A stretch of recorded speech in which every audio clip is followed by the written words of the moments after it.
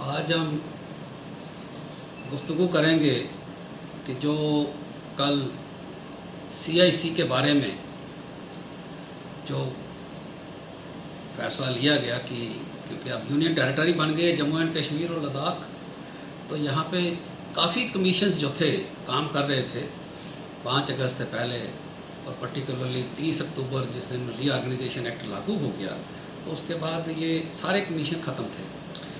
तो अब इसमें जो RTI के तहत राइट टू इंफॉर्मेशन एक्ट के तहत कमीशन था JNK का सेपरेट, उस वक्त थी ये स्टेट, तो अब वो ख़त्म हो गया। तो अब ये एक ऐसा राइट है लोगों के पास कि हर चीज़ जानने के लिए, सच्चाई जानने के लिए, फैक्ट जानने के लिए ये लोग अपना इसको राइट को इस्तेमाल करते थे, जनता इसका इस्तेमाल करती थी।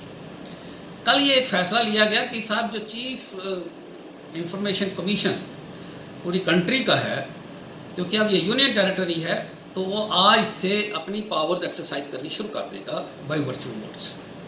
तो ये एक मैं समझता हूँ बहुत बड़ा कदम तरक्की की तरफ है कि साहब अब क्योंकि यूनियन टेरिटरी बन गई है, तो अब आहिस्ता आहिस्ता इसको जितने भी कमीशंस हैं वो लागू करने चाहिए, ताकि लोगों को एक राहत मिले और जो लोग इंफॉर्मेशन चाहते हैं वो मिले। तो आज से उन्होंने काम करना शुरू कर दिया वर्चुअली।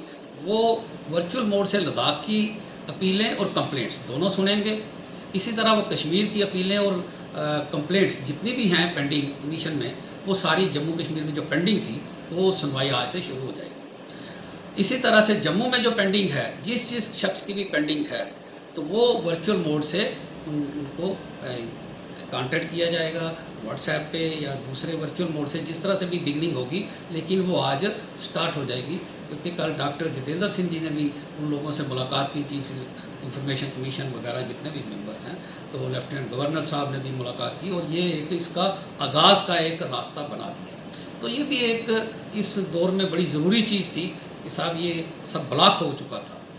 तो इससे पहले मैं एक और बात करूँगा कि आगे बढ़ने से, कि साहब जो हमारा राइट अकाउंटेबिलिटी कमीशन बनाया गया था, मुफ्ती साहब ने बनाया था, accountability JNK accountability state accountability commission.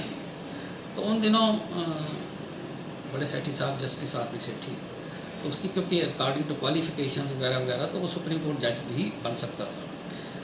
तो उस कमीशन को इस्टेब्लिश किया गया था जम्मू कश्मीर में, और उसने एक बहुत बड़ी क्रेडिबिलिटी जम्मू कश्मीर के अंदर इस्टेब्लिश की थी एज अकाउंटेबिलिटी कमीशन। तो ये जितने भी दायरे थे काम करना शुरू हो गए थे, वाइब्रेंट हो गए थे उनके आने से। तो मैं ये समझता हूँ कि आज वो आहिस्ता आहिस्ता अमेंडमेंट्स करके उसके पर काटे गए एक्ट के। कमीशन की जगह 1 मैन कमीशन की जगह 3 मेंबर्स कमीशन बनाया गया पर काटने के लिए, क्योंकि सरकारें जो होती हैं वो उनको चाहिए होता है कमिटेड पर्सन, कमिटेड कमीशंस। तो वो इस बारे में तो नाउन थे कि भाई साहब उनकी इंटेग्रिटी सेठी साहब की अनपीचेबल थी। तो मैं समझता हूँ कि उन्होंने जितना उस वक्त लोगों को राहत दी, लोग हाई कोर्ट में कम और कमीशन में जाना ज़्यादा पसंद करते थे। बहुत अच्छी हियरिंग मिलती थी वहाँ पर सबको, और राइट टू ऑडियंस जो था वो बहुत बेहतरीन था। तो उन्होंने एक बहुत क्रेडिबिलिटी, और वो इंस्टीट्यूशन आज ख़त्म हो गया, आज टोटल इंस्टीट्यूशन ही ख़त्म हो गया 5 अगस्त से पहले ही सब कमीशन, क्योंकि गवर्नर साहब ने जाते जाते सारे वाइंड अप कर दिए थे। क्योंकि भाई अब रीऑर्गेनाइजेशन हो रही है, तो अब ये रीऑर्गेनाइजेशन में सब नया इंस्टीट्यूशन, तो अब इसके बदले में हमको क्या दिया आपने? जो ये करप्शन या वाइब्रेंट सिस्टम के लिए आपने लोकपाल देना है। आपको मालूम है कि सारी जनता को कि दिल्ली में बहुत बड़ा आंदोलन हुआ था, जिसमें केजरीवाल साहब भी उसकी क्रिएशन है। तो वो किसके लिए था? लोकपाल के लिए। तो आज लोकपाल का भी मैं समझता हूँ हमारे जो डॉक्टर जितेंद्र सिंह जी, ये महकमा उन्हीं के अंदर आता है, पर्सनल DOPT। तो मैं समझता हूँ वो इसका भी आप देखेंगे कि किस तरह से कितनी जल्दी उसकी अपॉइंटमेंट हो सकती है कमीशन की। तो ये लोकपाल कमीशन की जगह बदलाव में इसको इस्टेब्लिश किया जाए, ताकि ये भी, क्योंकि यहाँ पर जो एंटी करप्शन ब्यूरो बनाया हुआ था इन्होंने, उसको भी वाइंड अप कर दिया है। तो जो अब बनाना है कि भाई साहब ये लोकपाल का इंस्टीट्यूशन खड़ा करना है, तो ये बहुत बड़ी लोगों ने उस वक्त डिमांड रखी थी पूरी कंट्री के लिए कि साहब इसको खड़ा किया जाए, ताकि जो बड़ी बड़ी घपले हैं, बड़ी बड़ी रिश्वतें हैं लोग खाते हैं, तो वो वहाँ पे चेक हो सके। तो यही अकाउंटेबिलिटी कमीशन ने उस वक्त किया था। बहुत लोग पकड़े थे, बहुत लोगों के खिलाफ केस उन्होंने रजिस्टर भी, खुद भी रजिस्टर करवाए थे। गवर्नमेंट को भी बड़ी रिकमेंडेशंस की थी कि साहब इन लोगों को रिमूव करिए फ्रॉम बेसिक सर्विस। अब एक बात अब और चर्चा में आई, जो ये परसों से हम देख रहे हैं प्रधानमंत्री जी ने जब से ये अनाउंस किया है पैकेज वगैरह, इस पैकेज में एक रिलीफ उन्होंने और बहुत बड़ा दिया है। जहाँ बाकी त्रुटियां भी हैं हमने वो भी डिस्कस की हैं, जहाँ बेनिफिट्स हैं वो भी हमें डिस्कस करने चाहिए। इसमें मैं पढ़ रहा था तो मुझे एक चीज़ बहुत अच्छी लगी कि साहब जितने भी कॉन्ट्रैक्टर्स हैं, गवर्नमेंट ड्यू पेमेंट्स हैं, बैंक की ड्यू पेमेंट्स हैं, जैसे जम्मू कश्मीर बैंक से मीडिया वालों ने पैसे लेने हैं, तो ये 2-2, 3-3 साल से पेमेंट ही नहीं की है इन्होंने, सोए हुए हैं, तो लोगों का पैसा इस्तेमाल करते हैं। अब इस वक्त गवर्नमेंट ऑफ इंडिया ने ये जो पैकेज दिया है, इस पैकेज में ये भी एक पैकेज की कंडीशन है कि हम 45 डेज़ के अंदर अंदर जितनी भी ड्यू पेमेंट्स हैं लोगों की, गवर्नमेंट की तरफ से, बैंक की तरफ से, या जो भी अदायरेज हैं जिन्होंने देनी है पेमेंट्स, वो पेमेंट्स करेंगे। तो मैं ये समझता हूँ क्योंकि मीडिया को कोई पैकेज नहीं मिला था, कोई पैकेज इसके अंदर मीडिया का नहीं आया था, लेकिन मीडिया अपने आप में इस वक्त बहुत बड़ा सफरर है।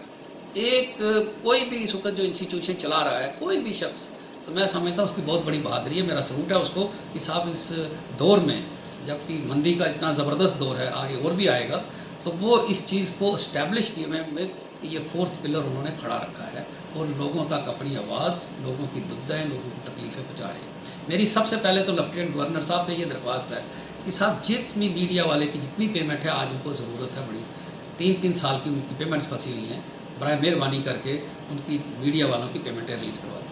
दूसरी मेरी DAVP वालों से दरख्वास्त है कि साहब इतने हिंदुस्तान की पेमेंटें, मेरे पास कोई मैसेजेस आ रहे थे, साहब मीडिया को कुछ नहीं मिला, मीडिया के कोई, ना किसी जर्नलिस्ट को कोई पैकेज मिला है, ना किसी फ़ोटो जर्नलिस्ट को कोई पैकेज मिला है, ना किसी एडिटर को पैकेज मिला है, ना किसी मालिक को पैकेज मिला है।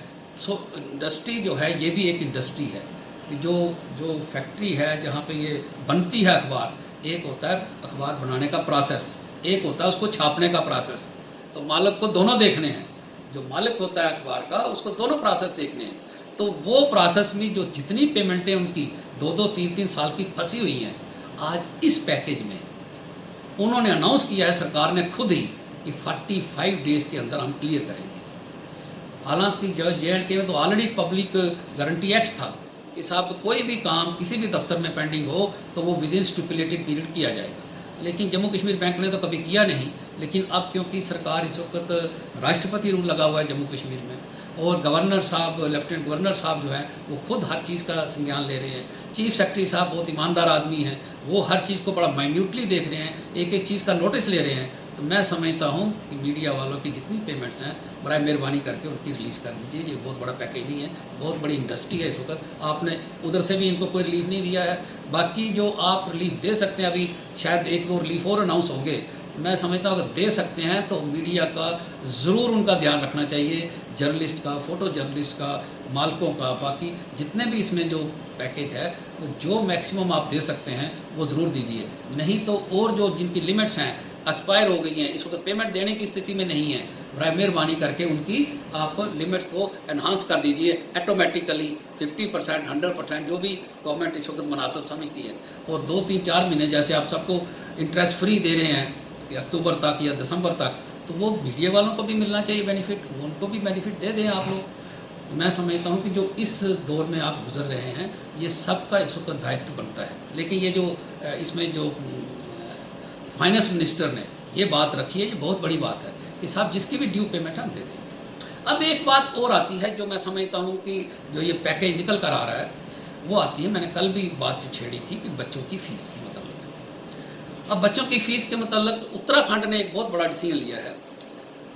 वहाँ के जो एजुकेशन सेक्रेटरी हैं, क्योंकि डिसीजन तो गवर्नमेंट का होता है, लेकिन जो अनाउंस करते हैं ये करते हैं सेक्रेटरी, कमिश्नर सेक्रेटरीज वगैरह सारे गवर्नमेंट चला रहे हैं, ब्यूरोक्रेट्स। तो वहाँ पे मैं कल पढ़ रहा था मीनाक्षी जी का स्टेटमेंट, उन्होंने कहा कि कोई भी स्कूल अगर ये फ़ीस लॉकडाउन के दरमियान चार्ज करेगा उसको हम डी रिकॉग्नाइज कर देंगे। सो वन नेशन है, वन प्रिंसिपल होना चाहिए। यहाँ पर डिसीजन आपने ले लिया कि एक महीने की ट्यूशन फीस देनी है। भाई अगर देनी है तो आप एक पैकेज के जरिए स्टूडेंट्स को रिलीफ देना है ना, तो आप एक महीने की उनको दे दीजिए। हम नहीं कहते कि उनको बस कुछ दे दीजिए, लेकिन वन नेशन है ना, वहाँ तो उन्होंने वो भी बंद कर दिया है। स्कूलों की इतनी कंट्रीब्यूशन रहेगी टू स्टूडेंट्स, जो मैंने पढ़ा अभी तक। तो ये उत्तराखंड में अगर एक स्टेट ये कर सकती है, इसी तरह से मुझे किसी ने मैसेज किया जी कि ये हिमाचल वालों ने भी शायद डिसीजन ले लिया है। तो ये अगर डिसीजन एक वन कंट्री है, वन नेशन है, वन प्रिंसिपल होना चाहिए कि जम्मू कश्मीर में बच्चों को यहाँ भी आपने इग्नोर करना है।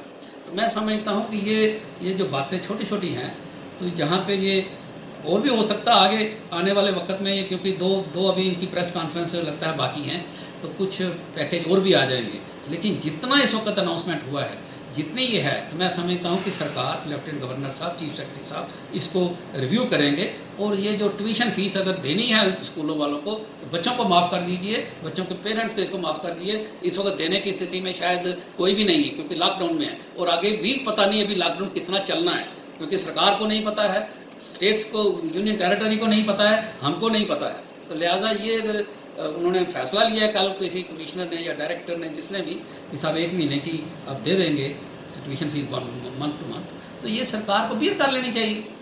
क्यों नहीं करनी चाहिए? वेलफेयर स्टेट है ना। तो अभी इस वक्त ये इमरजेंसी सिचुएशन है, इस वक्त तो एक ऐसी सिचुएशन बन गई है जहाँ से मैं आपको बताऊँ, कल मैंने अनएम्प्लॉयड की भी बात छेड़ी थी कि उनको भी रिलीफ मिलना चाहिए। सबसे ज़्यादा रिलीफ अमेरिका ने दिया अनएम्प्लॉयड को।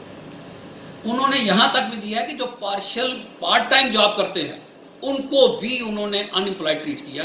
और सबसे ज़्यादा $9 लाख का शायद मुझे किसी ने मैसेज किया कि उन्होंने पैकेज दिया। अगर इतना बड़ा पैकेज है अनएम्प्लॉयड यूथ का, मैं कहता हूँ अमाउंट कुछ भी है, चलो छोड़ दीजिए अमाउंट को कितना दिया, लेकिन उन्होंने एक पैकेज दिया है। तो हमारी हिंदुस्तान में ये पैकेज सब्सिडी क्यों नहीं मिल सकती है? इस वक्त आप लोग जो अनएम्प्लॉयड यूथ है वो तो इस वक्त कुछ भी नहीं कर सकता है। इस वक्त तो वो ऐसी सिचुएशन में है। तो मैं बार बार उनकी वकालत कर रहा हूँ कि साहब ये पता नहीं कितना वक्त कैसे चलेगा, कैसे उन लोगों का गुजर होगा, उनके माँ बाप कैसे उनको पढ़ाई करवा रहे हैं, किस तरह से लोन लेकर उनको पढ़ा रहे हैं। तो मैं ये एक वक्त में उनको सपोर्ट करने का है, क्योंकि वो नेशन बिल्डिंग प्रोसेस में है सब लोग, उन्होंने ही आगे चल के नेशन को चलाना है, वही एक नींव है। तो मैं बार बार उनकी भी वकालत भी कर रहा हूँ कि साहब इस वक्त दिया हुआ जो उनको, वो हमारे ही लोग हैं, हमारा ही भविष्य है, हमको ही उन्होंने चलाना है आगे चल के, हमने उनके हाथों में ही बागडोर देनी है सारी। तो वो उन प्रोसेस को, उनको तकलीफ में मत रखिए। हम वेलफेयर स्टेट हैं। तो मैं इस दरख्वास्त करता हूँ सेंट्रल गवर्नमेंट से कि अभी बहुत वक्त है आपको मदद करने का, तो आप ये मदद भी जहाँ इतनी कर रहे हैं या अपना इतने पैकेज वगैरह बना रहे हैं, तो उनके लिए भी एक ऐसा पैकेज बनाएं जैसे अमेरिका ने एक बनाया है, पूरी लिस्टें ले ली हैं कि अनएम्प्लॉयड यूथ कितना है। तो अनएम्प्लॉयड यूथ की जो भी आपने परिभाषा रखनी है, जो भी रखी हुई है, उसके मुताबिक आप करिए। शुक्रिया, मेहरबानी, चर्चा हम जारी रखेंगे।